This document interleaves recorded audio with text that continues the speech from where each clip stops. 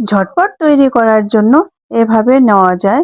দেখেন ইলিশ মাছ আর এই যে শুকনা লঙ্কা একসঙ্গেই আমি ভেজে নিলাম। আর পাশে দিয়েছি দেখেন খিচুড়ি, পোলাও চাল দিয়ে খিচুড়ি তৈরি করছি।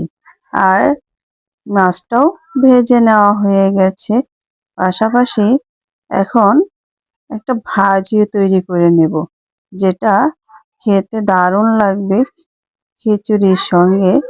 আর আমরা বাইরে যে খাবারটা খাই সেই খাবারটা না খেয়ে আমরা এভাবে ঝটপট তৈরি করে নেব। এটা হচ্ছে ডিম ভুনা, যে ভাজিটা এতক্ষণ করলাম, ভাজির সঙ্গে এই ডিমটা দিয়ে দিচ্ছি আর হয়েও গেল ডিম ভুনা। আর সবটা তৈরি করে নিলাম। এবার একটু ভর্তা করে নেব শুকনো লঙ্কা দিয়ে, এই যে ভালো করে পিষে আর হচ্ছে পেঁয়াজ একত্র মিশিয়ে নিচ্ছি। এবার বাটিতে তুলে নিলাম, কারণ ওখানে তেলটা দিচ্ছি না, বাটিতেই দিয়ে দিলাম।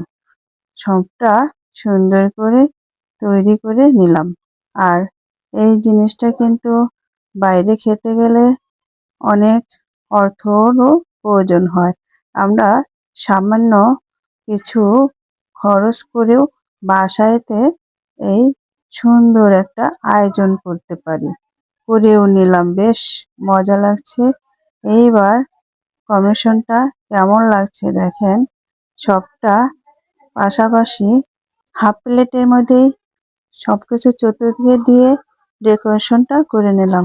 আর এরকম ডেকোরেশনটা দেখতেও ভালো লাগে আর খাইতেও ভালো লাগে। দেখেন কতটা সুন্দর হয়েছে আর ভালো লাগছে।